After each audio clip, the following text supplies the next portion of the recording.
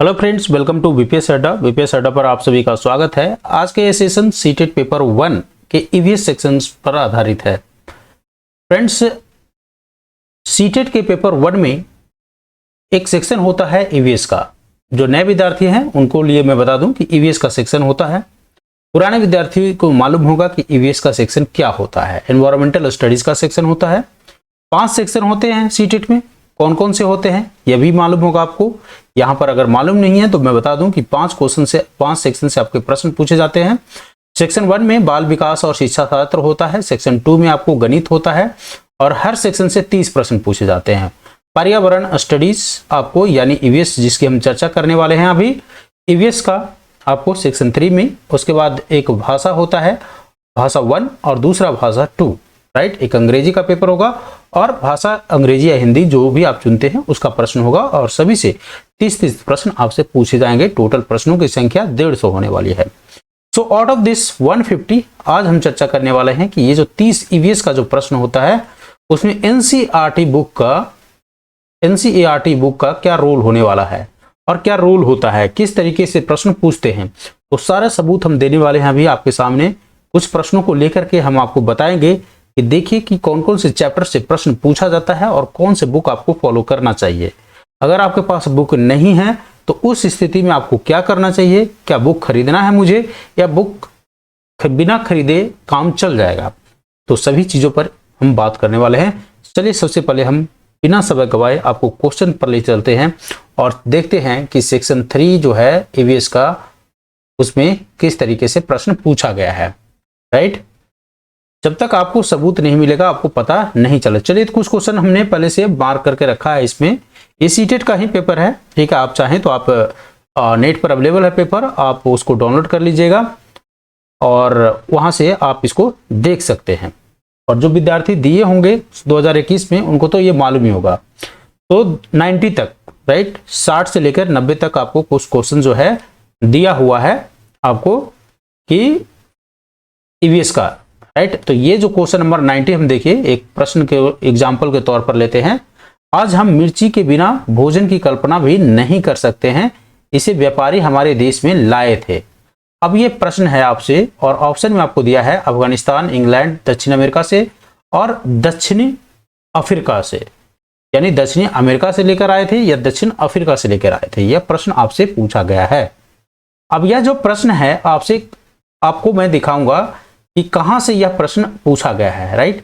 ये सारे के सारे एनसीईआरटी का चैप्टर है जो मैं अभी आपको दिखा रहा हूं। ये सारे के सारे एनसीईआरटी का है और इसी सारे चैप्टर से प्रश्न पूछे गए हैं, समझे। तो अब आइए देखते हैं कि इसका आंसर क्या होना चाहिए। तो ये एनसीईआरटी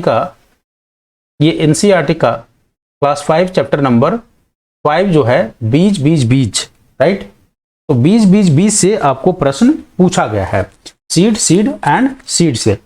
तो ये जो प्रश्न है क्या उसका आंसर हमको एनसीईआरटी के चैप्टर में मिल पाएगा या नहीं मिल पाएगा, ये बहुत जानना जरूरी है। तो आपसे प्रश्न में पूछा गया था, तो अब क्या इस पूरे बुक को आप पढ़ के क्या पता कर पाएंगे कि ये जो क्वेश्चन है हमें मिल पाएगा या नहीं मिल पाएगा। तो जब आप बुक को पढ़ेंगे तब आपको पता चलेगा कि इस बुक में साहब आपको कोई मिर्ची नाम का टॉपिक भी पढ़ना है। यहां देखिए ये जो आप देख रहे हैं सबूत, ये उसी चैप्टर का है, यानी chapter number 5 NCERT book EVS class 5, right. Class 5 कहां से आए, ये मिर्ची के बारे में पूछ रहा है कि आप कहां से आए, ठीक है। तो जब मिर्ची को पूरा पढ़ लीजिएगा तब आपको आंसर यहां पर देखिए मिल जाएगा। पुर्तगाल देश की व्यापारी दक्षिण अमेरिका से भारत लाए। कहां से लेकर आए, दक्षिण अमेरिका से भारत लेकर आए और अब यह सारे भारत में उगाई जाती है। तो ये जब पूरा चैप्टर आप पढ़िएगा तब आपको ये इसका आंसर आपको मिल जाएगा। पुर्तगाल देश के व्यापारी दक्षिण अमेरिका से भारत लेकर आए। तो आई थिंक कि एनसीईआरटी बुक से क्वेश्चन पूछा जाता है। अब आप तो कहेंगे सर एनसीईआरटी बुक से, तो आप बोलेंगे कि सर एक ही क्वेश्चन ये तो हुआ ना, और भी क्वेश्चन दिखा देते हैं। ये देखिए कोई भी चीजें जो होता है एक इंडिकेशन होता है आपको बताने के लिए। अब चलिए एक और क्वेश्चन लेते हैं कि और जो क्वेश्चंस है, आइए क्वेश्चन नंबर 89। और जिनको विश्वास नहीं हो रहा है कि ये सीटेट का पेपर है तो वो देख लीजिएगा डाउनलोड करके, आपको पता चल जाएगा। नीचे दिए गए कौन सा कथन मधुमक्खियों के छत्ते के विषय में सही नहीं है? आपसे पूछा है कि कौन सा कथन जो है सही नहीं है। अब ये जो चैप्टर है आपको क्लास 4 में पढ़ना है। किसमें पढ़ना है? क्लास 4 का जो ईवीएस बुक है उसमें पढ़ना है मधुमक्खी के बारे में। क्या क्लास 4 में ईवीएस में पढ़ना है भी या नहीं भी है, यह भी तो समझ में आना चाहिए ना। अब वो चैप्टर कहां पर गया, ये देखिए चैप्टर, लाइए चैप्टर नंबर 5। चैप्टर नंबर 5 इसका क्लास 4 का, ठीक है, क्लास 4 का ईवीएस का चैप्टर नंबर 5 है। इसके बारे में अनीता एंड हनी बी के बारे में। और क्वेश्चन क्या हनी बी से पूछा था? क्या क्वेश्चन हनी बी से पूछा है? बिल्कुल पूछा है सर, मधुमक्खियों के बारे में पूछा तो है। हनी बी एंड बिहेव्स, ठीक है, उसके छत्ते के बारे में पूछा है। हनी बी और उसके छत्ते के बारे में हमसे क्वेश्चन पूछा है, तो आंसर इसका मिलना चाहिए उसमें, बिल्कुल मिलना चाहिए। आइए देखते हैं आंसर मिल रहा है क्या। देखिए तो जब इस चैप्टर को पढ़ेंगे साहब आप, तो आपको पता चलेगा यहां पर इन सारी चीजों को पढ़ने के बाद आपको इसका आंसर मिलने वाला है। बिकमिंग ऑफ बी कीपर, ठीक है, तो हनी बी का जो सिरप होता है, तो ये सारी चीजें आपको यहां से आंसर आपको मिलने वाला है। तो ये जो पूरा चैप्टर आप पढ़ लीजिएगा, ये देख रहे हैं, ये जो पूरा है वो सिर्फ और सिर्फ हनी बी के बारे में है। यहां पर देखिए यहां पर क्या कह रहा है, हर छत्ते में क्या होता है, एक क्वीन मधुमक्खी होती है, एक रानी मधुमक्खी होती है जो क्या करती है, अंडे देती है। तो रानी मधुमक्खी का काम होता है अंडे देना, और कुछ ही मेल होते हैं इसमें, पूरे जो छत्ता होता है उसमें कुछ ही मेल होते हैं। और most of the bees in the hive are worker bee, और जो सबसे ज्यादा इसमें जो बी होते हैं वो क्या होते हैं, वर्कर बी होते हैं। This bee work all the day, ये पूरा दिन काम करते रहते हैं, वर्कर का काम ही होता है काम करना, ठीक है। They make the hive and they make the hive and also look after the baby bee, ये सब क्या करते हैं, लुक आफ्टर बेबी बी को भी करते हैं। They fly around the flowers in the search of nectar and collect nectar from the flowers for Honey. Question आपसे क्या पूछा गया था, प्रत्येक छत्ते में एक रानी मधुमक्खी होती है जो अंडे देती है। तो रानी मधुमक्खी तो होती है और अंडे भी देती है, ठीक है। तो ये यानी ये कथन क्या सही नहीं है? नहीं, ये कथन सही है। नर मधुमक्खियां जो होती हैं छत्तों के लिए अत्यंत महत्वपूर्ण होती है। आगे देखते हैं, छत्ते में बहुत सारी काम करने वाली मक्खियां होती है। तो मोस्ट ऑफ द बीज, यहां पर समझ, देखिए लाइन एकदम डायरेक्ट उठा के दिया हुआ है। मोस्ट, माफ कीजिएगा, मोस्ट ऑफ द बीज हाइव आर वर्कर बी, ये तो सही है। आपसे पूछा है सही नहीं है।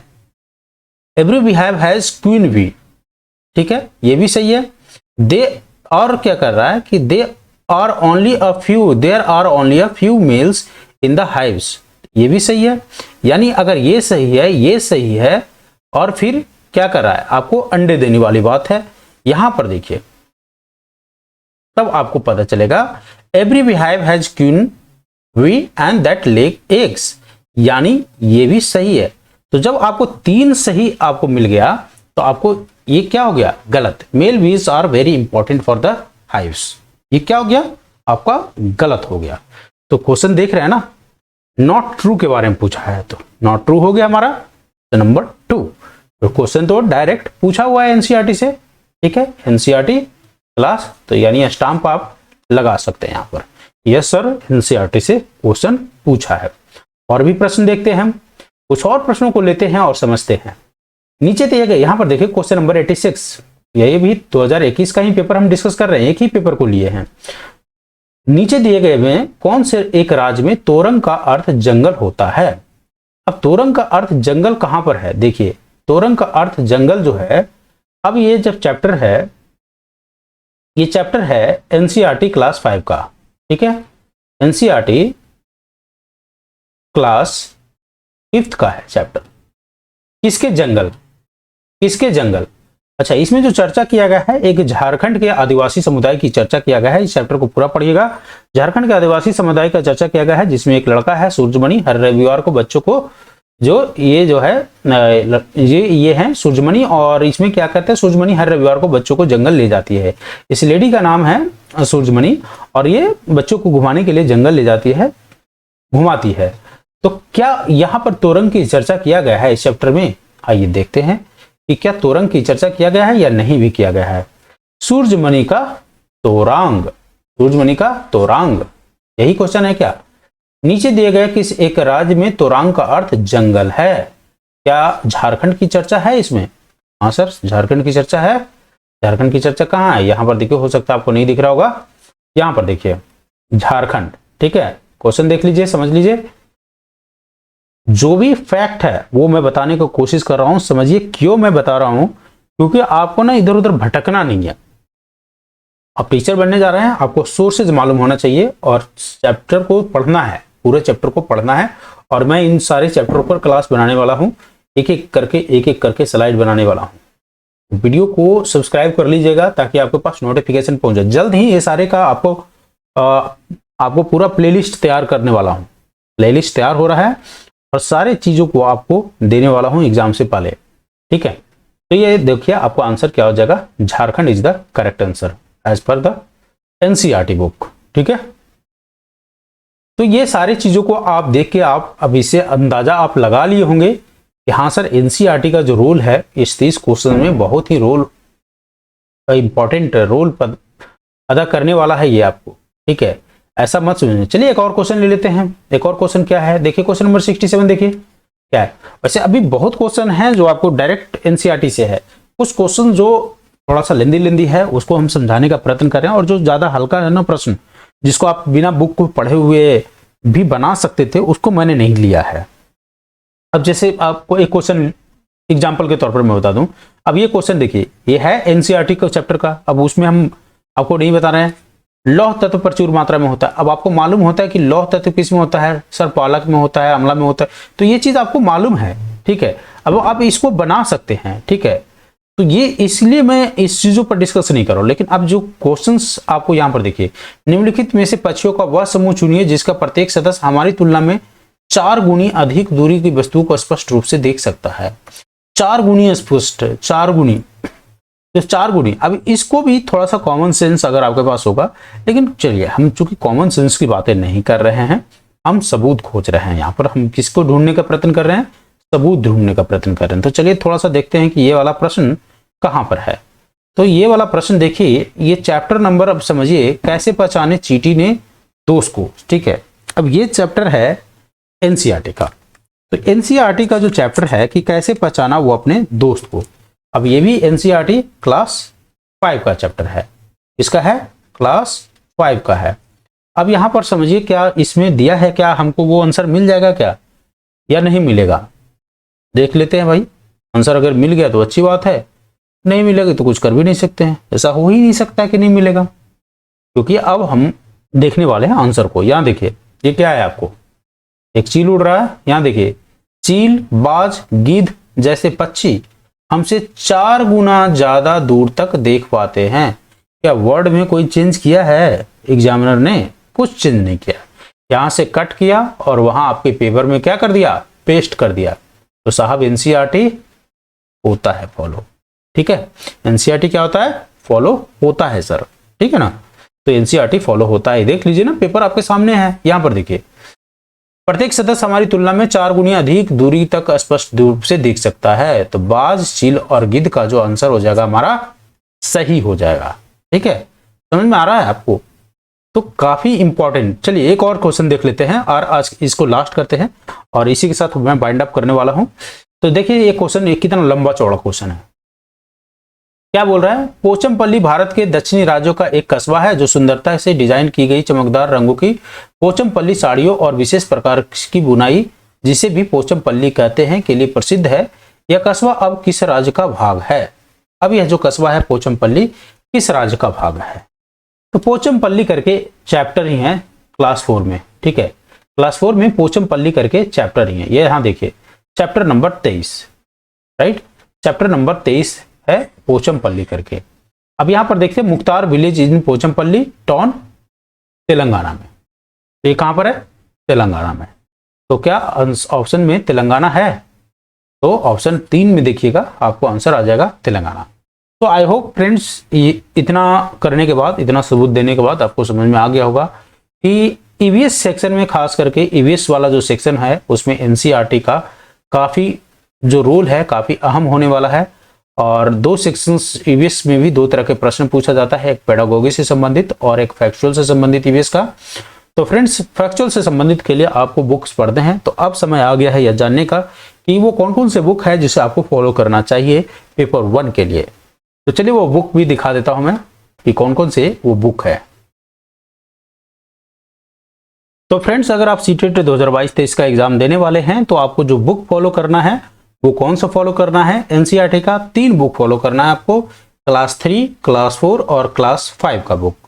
तो क्लास 5 का बुक रहा और क्लास 5, क्लास 4 एंड क्लास 3, ये क्लास 3 का बुक है। अगर आप पेपर 1 का एग्जाम देने वाले हैं तो उसमें सीबीएस सेक्शन के लिए आप इसको फॉलो कर सकते हैं। फ्रेंड्स अगर आपके पास बुक नहीं है उस स्थिति में आप क्या करेंगे? जरूरी नहीं है कि हर विद्यार्थी के पास ये तीनों बुक खरीदने के लिए पैसे हो ही जाए, और आपको खरीदने की आवश्यकता भी नहीं है, क्योंकि इस बुक को आप खरीदिएगा फिर आपके एग्जाम के बाद क्या कीजिएगा? बेचिएगा तो नहीं किसी को, है ना। तो आपको पास है तो वेल एंड गुड, आपको खरीदने की आवश्यकता नहीं है। क्या कर सकते हैं, आजकल तो मोबाइल सभी के पास है, क्योंकि अगर मोबाइल नहीं होता तो आप मेरा वीडियो भी नहीं देख रहे होते। अगर आपके पास मोबाइल है तो उसमें एक एप्लीकेशन डाउनलोड कीजिए, ई पाठशाला करके, ठीक है। अब इसे कैसे डाउनलोड करना है, क्या करना है, अगर आपको नहीं मालूम है तो आप मुझे कमेंट सेक्शन में लिख के बताइए, और यह भी बताइएगा कि सर यह वीडियो आपको कैसा लगा। और अगर आपको लगता है कि ई पाठशाला को पर मुझे बताना चाहिए तो वह भी बता दीजिएगा, उसको भी मैं बता दूंगा कि किस तरीके से बुक आप डाउनलोड कर सकते हैं। तो फ्रेंड्स ये तो रहा आपके लिए थोड़ी सी गाइडलाइन जिसको आपको फॉलो करना है अगर आप सीटेट 2022-23 का एग्जाम देने वाले हैं। वीडियो को खत्म करने से पहले एक चीज मैं जरूर कहना चाहूंगा कि इन सारे को चैप्टर वाइज मैं एक प्लेलिस्ट तैयार करने वाला हूं। अगर आप एप्लीकेशन भी डाउनलोड नहीं करते हैं तब भी आप वहां से पढ़ सकते हैं। कैसे बुक को पढ़ना है वो भी मैं उसमें डिस्कस करने वाला हूं। किस पॉइंट को आपको मार्क करना है बुक में, किस पॉइंट को स्किप करना है, किस पॉइंट को आपको रिमेंबर करना है, किस पॉइंट को छोड़ना है, सभी बातें हम डिस्कस करने वाले हैं। तो फिर आज के लिए बस इतना ही। वीडियो अगर आपको पसंद आया हो तो वीडियो को लाइक कर दीजिएगा, सेशन को लाइक कर दीजिए और अपने दोस्तों को भी शेयर कर दीजिए ताकि उनको भी इस सेशन से फायदा हो और वो भी समझ सके एनसीईआरटी का क्या रोल है ईवीएस सेक्शन में। जय हिंद।